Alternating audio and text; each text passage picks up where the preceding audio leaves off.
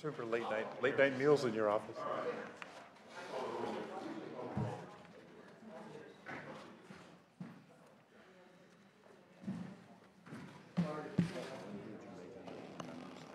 I think we've got, I think Melanie already distributed it.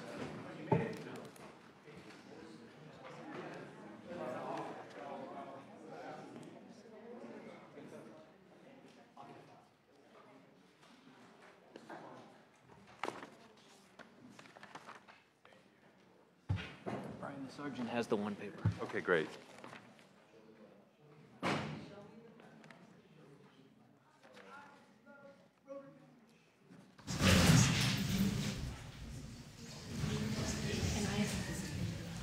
Well, we'll call it all in a minute. I'd like to welcome everybody to the first day of the Senate Transportation and Infrastructure Development Committee of the Infrastructure session of 2015. Before we begin, I'd like to ask everybody to turn off their cell phones. If you want to talk to somebody, leave it on. Also, for the record, if there's no objection and you don't need to take the standing rules and committee policies in the regular session also apply to this first extraordinary session. Now, as we know, the transportation system in California is critical to the economic well-being of our state, as it enables us to move goods, people, and ideas throughout the state. For decades, because we prioritize development and expansion of our transportation network, our economy has been able to grow and become the envy of the country. Unfortunately, we are now facing a significant challenge. Our system is aging rapidly. With much of our road and bridge infrastructure beyond its expected lifespan, rehab and maintenance costs for both state, system, and local streets and roads are skyrocketing. At the same time, we have not increased the base revenues for this work in 25 years. We no longer have funding to maintain infrastructure we have, let alone address the needs of an ever-growing and shifting population. And to address this problem, the governor has convened a special session and is calling on both Democrats and Republicans to come together to work out a solution. Senate Pro Tem Kevin De Leon has appointed me to chair this committee, where we will wrestle with this challenge and work to develop a solution. As you know, I have been working with the stakeholders for months, and in April put forth what I see as a workable solution, my bill SB 16. And this has moved through 3 committees and is awaiting action on the Senate floor. With the call of this special session, I have reintroduced my plan as a starting point for all of us to begin shaping some solution. My plan in its current form creates a much-needed temporary funding plan to address the maintenance backlog of our aging system based on 4 driving principles. First, it establishes an equitable financing strategy. Everybody contributes their fair share for using our roads. This includes returning the late fees to the general fund for road maintenance. And secondly, my plan includes protections to ensure that the funding goes only to road maintenance. Third, it establishes efficiencies in Caltrans to ensure projects are completed on time and on budget. Get around space here. Finally, my plan provides for the funding at the state, county, and city level to address road maintenance needs in all levels. And I believe my plan will save the state money in the future and alleviate the need to raise even higher revenues in the future years. California's roads are crumbling, and it is imperative to address the problem now. Now, as the process moves forward, I expect there will be changes made to what I initially laid out. There may be other combinations of fees and taxes which are more palatable to the legislators and the public. For example, our speaker has talked about a charge for access to roads. Now, I'm open to whatever helps us address this problem. Any solution that we need to talk about is on the table.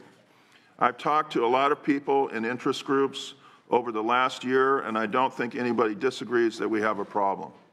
From my many discussions, I'm optimistic that we might be able to take a big step forward in fixing our road maintenance problems in this state. We begin today with this informational hearing, and we're going to hear about the state's and the local system's needs, as well as a short primer from the Legislative Analyst's Office on transportation funding today. We will also have a discussion of the pros and cons of potential solutions, as well as what recent surveys and focus groups reveal about Californians' feelings towards transportation funding. I want today to begin the work necessary to solve our problem of transportation funding now, so we don't pass on the problem down the road for our children to deal with. Passing the buck to the future generations is unacceptable. It is morally incorrect. And now I'll ask our Vice Chair, Senator Cannella, if he has any remarks he'd like to make, and then we'll open it up for any other committee members who wish to address the initial comments. Senator Cannella. Thank you, Mr. Chairman, and I do want to thank you for your leadership on this issue. You and I talked at the beginning of the legislative year, and we talked about the importance of transportation, and you have certainly been open to some of my ideas. I think I do have something to offer. I'm a licensed civil engineer, and so I deal with transportation all the time, and I know you're a planner, and so you deal with transportation as well, so I think that we've made a pretty good team. I'm also happy to see that the governor has made this a priority as well by calling it a special session. I think this need rises to that level because, you know, we talk about Greece and they're going to default on their loans, and I was wondering what their GDP was, and it's about $300 billion a year. And I thought, well, I wonder what California's is, and it's about $2.2 trillion. And that can only be sustained if we have a transportation system that works, because a lot of the goods that we create in California that helps that number be so high, a lot of them are in the Central Valley with agriculture, a lot of them are on the coast with our high-tech industry. And if we can't move those throughout the state, then that is not going to go any higher. In fact, it's going to go lower. So I think it's important. Some of the things that we've been talking about, and I've been talking about as my desire to see this package and how it's shaped is, first and foremost, we've got to get all the transportation money that's currently being paid back to transportation. And I know you mentioned that in your opening comments, but we do have about $1 billion a year in late fees that are being diverted to pay off debt. And I know that's transportation debt, but we've got lots of other bonds that are out there that are general obligation bonds that are being paid by the general fund. So before we ask Californians to pay more money, I think we should get all that revenue that's currently being paid and put it back to transportation. Secondly, I think we need to talk about the size. And again, I know the chairman has got a very delicate balancing act, but I frankly think the discussions that we've been having so far, it's too low. We're talking about only maintenance, and maintenance is important, but in my district, we have capacity issues as well. And I'm not talking about building all highways and a lot of other capacity, just taking care of the needs we have right now, because if we're trying to reduce greenhouse gases, then having people stuck on the freeways and interchanges, that doesn't make a lot of sense. We should get that traffic moving. So I think the number has to be much bigger in order to address not only the maintenance needs, but also the capacity needs. Also, I think we need to put mass transit in this discussion. In my district, the 12th Senate District, a lot of my folks commute to the Bay Area, and that's a horrible commute. It's a horrible commute. We have people that are on the road, 2 hours one way, and that not only adds to dirty air, but it also affects quality of life when folks can't get home or get to where they need to go rapidly. So one of the projects that I'm championing is the ACE train. We could extend the ACE train from its current termination point in Tracy down to Merced, and that gives folks the ability to get to the Bay Area in a way that I think is less harmful in the environment, but also a better quality of life. And at some point, high-speed rail is going to be built, and it'd be an ability for people to get to high-speed rail from that point. So I think that's very much important. I don't know where this is going to end up. I think this is the beginning of the discussion, and it seems like we're very far apart. But it's very important that we have this discussion. I think we've started to deal with water. Water is, in my opinion, clearly number one, the issue in the state right now that we've got to deal with. But transportation is a close number two. So I think that we're going to be asked to make some very hard votes, and I'm certainly willing to make those hard votes, but I only want to do it once. I don't want to do part of it this year and then think that we're going to do the other part next year, because I just don't think that's realistic based on my experience up here. So we've got a lot of work to do. I know with the two chairs that we have here for transportation, I know we're up to the challenge, and I'm certainly willing to be a part of that discussion. So thank you. Thank you, Vice Chair Cannella. Any other members would like to address our challenges at this time? Anybody? Okay. Okay, everybody's passing. Okay. I'd like to introduce the chair of the Assembly Transportation Committee, Jim Frazier. Welcome, Jim. Thanks for attending. I know that you're going to be working with us closely to develop a package that the Assembly will find acceptable as well. So with that, I'd like to start in. We're going to first talk about state and local needs. And I'm really happy that we're able to have as our opening speaker, and we changed the schedule a little bit so he can come and get back to business, is our great mayor of the largest city in Northern California. That's the city of San Jose. I'm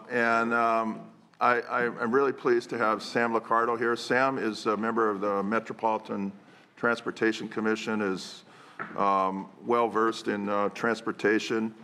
And I'd asked Sam to come in here and address his thoughts on, from a large city perspective, and how he feels we should proceed. So I'm really pleased to have you, Sam, and welcome.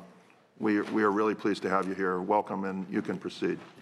Thank you, Mr. Chair, and thank you, Vice Chair Cannella, for inviting me and all the members of the committee to share my thoughts about this vitally important issue, the maintenance of our deteriorating transportation infrastructure. I also want to thank Senate Pro Tem De Leon and Assembly Speaker Atkins and all of you for the importance that you've given to transportation in this budget cycle. I can tell you, as a California resident, we are grateful that you're sweating it out this summer in this special session because this is a problem that vitally needs to get fixed. And mayors throughout the state, I think, applauded the decision of the governor to call the legislature into special session to respond to this issue, one that is certainly urgent but too often overlooked. The accelerating cost of road repairs and the unfunded maintenance of transportation infrastructure constitutes yet another wall of debt, to use a familiar term here in Sacramento. And this wall of debt threatens to engulf the finances of many local governments.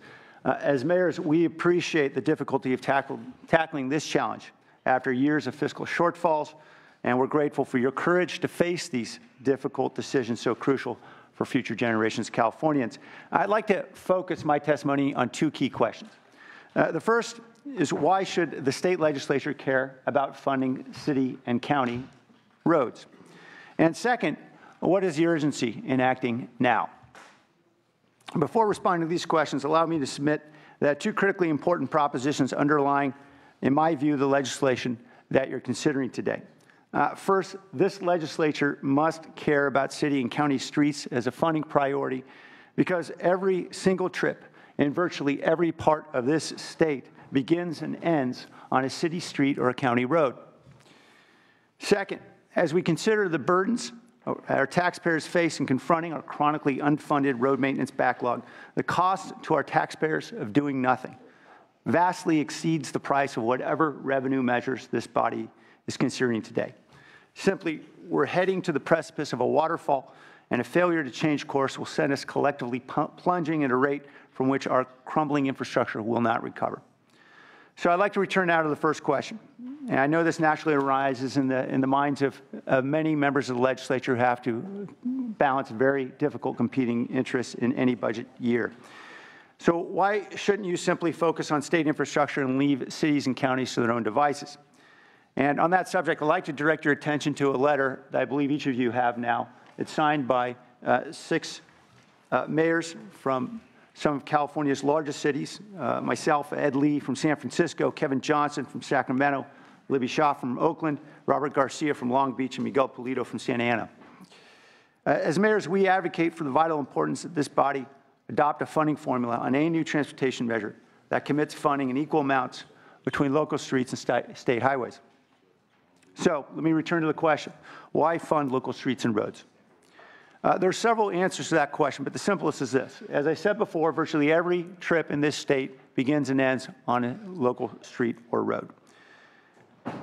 The state of California provides for a single integrated roadway network in partnership with our cities and counties. That's how our residents view it, and certainly that's how we must view it. We cannot ignore our local streets and roads because they're far too great a portion of the aggregate challenge to ignore. Almost 81% of the roadway miles in this state are paved and maintained by cities and counties. A funding strategy purports to address the transportation infrastructure crisis of this state, but ignores city and county roads, amounts to a global naval strategy that ignores the Pacific Ocean. Simply, any success will have little impact on how California residents view the quality of their roads unless we're all a part of the solution. And the residents who elected all of us believe that we have one transportation system, and we all fail if it fails. So this brings me to the final point in this question, that we're all in this together. There's historically been a partnership between local and state leaders to address our transportation needs. For the last 2 decades, nearly half the state's transportation improvements have been funded by local tax measures in 20 self-help counties. In Santa Clara County, where I and the chairman hail, we've led the way in stepping up to ask our own residents to pay for transportation infrastructure, rather than merely reaching out to state and federal authorities for dollars. Senator Jim Bell was instrumental in 1984 in making Santa Clara County the first self-help county in the nation. That is, taxing our residents to finance needed road and ultimately transit infrastructure improvements. We did so again twice in the 1990s and again twice in the last decade, and I was personally involved in measures in 2000 and 2008 that successfully passed with 2/3 support of our voters. In 2010, I also led a county-wide effort to boost vehicle registration fees to pay for another $13 million of payment funding. And next year, I will co-lead an effort to go back to our county's taxpayers again, and we'll ask them to pass another sales tax increase. And the funding from that measure is expected to provide perhaps $20 million for local streets and roads in the city of San Jose. Yet with all these efforts, the city of San Jose, a city of about 1 million people, continues to incur an $80 million annual deficit for basic road maintenance. Even with the successful passage of a 1/2 cent sales tax measure next year, we'll see the annual deficit decline by only a quarter, that is, to about $60 million. So in other words, we cannot bear this burden alone. And of course, it's important this committee consider that the fiscal challenges our cities and counties incur don't occur in a vacuum. The February decision, for example, of the California State Board of Equalization to reduce state excise tax on gasoline will cost local governments enormously. And I know because in the city of San Jose, we took about $7 million out of our general fund to backfill the hole created by that decision. And we'll need to fill that gap going forward as well. And as we have collectively been unable to find a way to account for the deterioration in gas tax revenues over the last couple of decades, all of us, state, cities, counties, have seen billions of dollars in foregone revenues and certainly billions more in additional capital repair and replacement costs. So clearly we're all in this together. And I am grateful for the fact that this body considers that it has a critical role in supporting basic maintenance on local streets and roads. Now I'd like to answer the second question, which is why now? Nobody likes to discuss increasing taxes or fees. That's the 800-pound elephant in the room, I think we all know. Mayors are perhaps most reluctant to talk about increasing taxes or fees. Nonetheless, the most fiscally responsible course of action for this legislature is to identify the revenue necessary to repair our streets and roads. Taxpayers will be far better off paying those costs today than foregoing them and embarking on the all too familiar hope for the best strategy of the past. The potholes won't go away, and the cost of repairing them will grow and have already grown exponentially. So allow me to offer some background about myself very briefly. I'm hardly a tax and spend politician.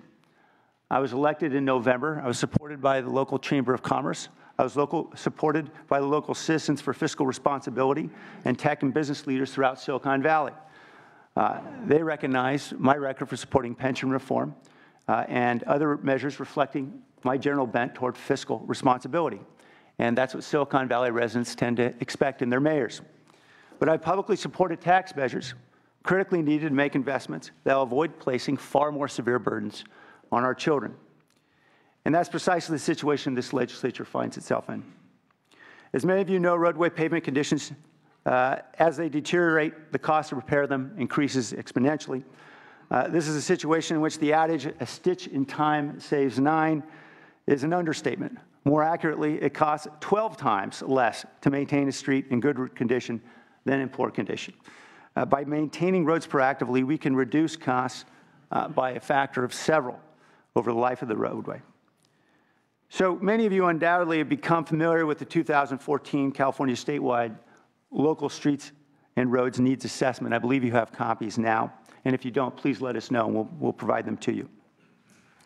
The 81% of California's roads that are operated and maintained by cities and counties face a huge shortfall in funding over the next 10 years.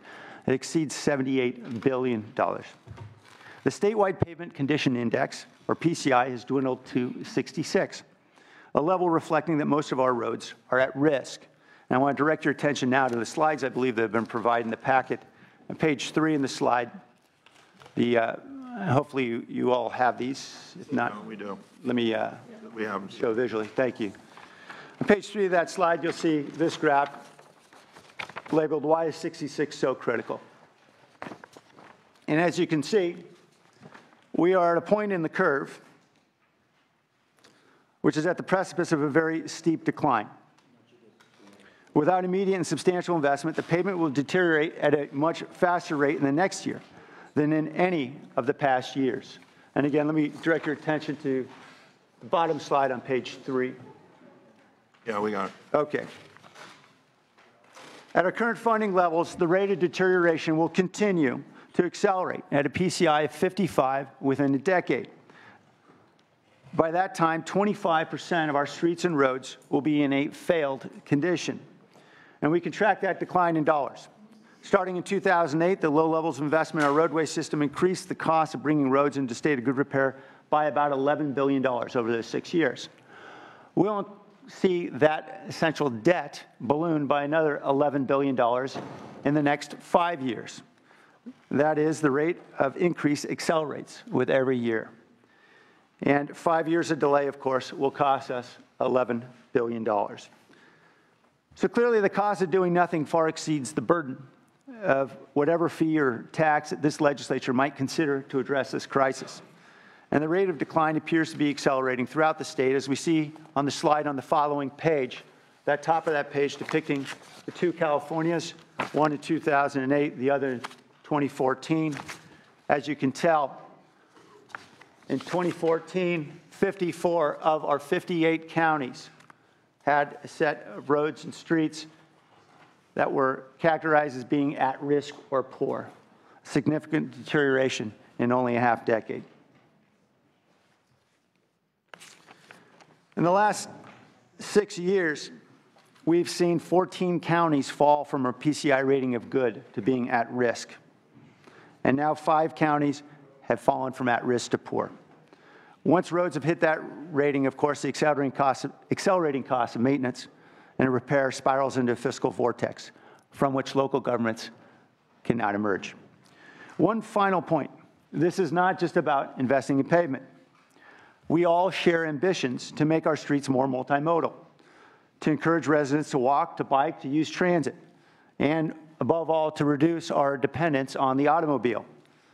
But it's only as our streets and roads are maintained and rehabilitated that cities and counties are able to update their roads. For example, to paint bike lanes, to install ADA-compliant ramps and curbs, to install pedestrian-friendly crosswalks and safety devices. I often commute to work by bike, and as an avid environmentalist, I recognize the need for basic roadway maintenance dollars to ensure that we can all use roads by whatever mode. New technology has allowed us to use more sustainable pavement strategies, such as cold-in-place recycling, that allow us to reduce costs and greenhouse gas emissions of traditional road repair. In the last needs assessment, 60% of state and county agencies are using these kinds of practices. I expect we'll see that number grow quickly in the next couple of years. But even with the cost reductions of these innovative approaches, we'll still need another $7.38 billion annually to bring our local streets into a state of good repair, which is more than $5 billion more than is being spent annually today. Although I focus the needs of local streets and roads today, I think we all agree that California's transportation system is just that, one system. And I know I sit next to the Secretary. I expect we'll hear a lot about that one system, as we should. Our residents expect all of our transportation infrastructure to function as a single system, to function effectively, and they're not interested in hearing which level of government is responsible for which roads. Investments need to be balanced and support the entire system, and I look forward to working with you to ensure that we can support the entire system. When we put together a local initiative, we'll take into account the needs of highways, as well as our streets and roads and transit, and I hope we can all do the same. Again, thank you for having me here today. I look forward to the dialogue, and I'm happy to answer any questions. Thank you, Mayor Liccardo. If anybody would like to ask a question of the mayor, I just want to say, Mayor,